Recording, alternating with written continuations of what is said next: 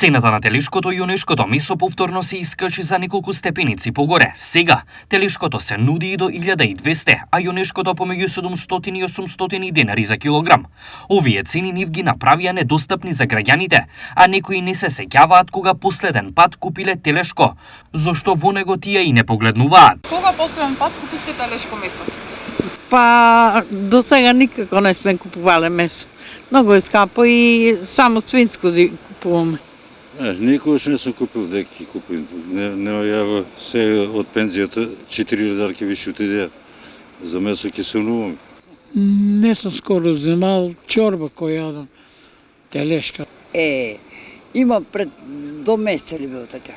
За сега по истите цени од 350 до 400 денари за бути и плешка останува свинското месо, иако производителите велат дека од декември па до сега откупната цена на свињите 3 пати е намалувана. Не знам тоа дали е покачено, дали е старата цена.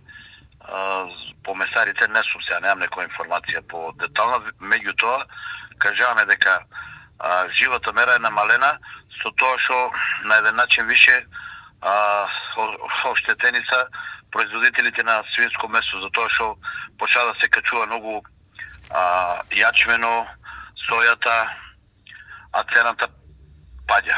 Оптимисти дека цените нема да одат нагоре не се ниту потрошувачите. Сметате ли дека цените на месото ќе останат исти? Мара, ќе се качат, нема да бидат исти. Повеќе ќе се качат, нема. За нас сиромасите нема месо.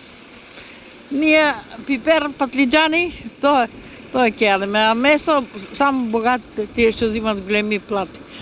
Се ќе се качува, нема да остане исто. Се мена цената.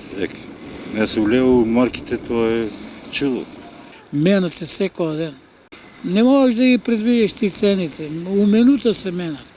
Па не знам, знаеш, државата сепак, што да кажеме, имаме инспектори, имаме се контрола, се.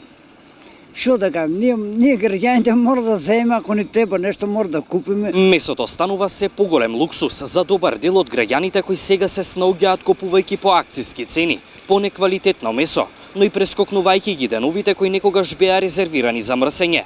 За други, опцијата смрзнато и непознато месо одамна е број 1.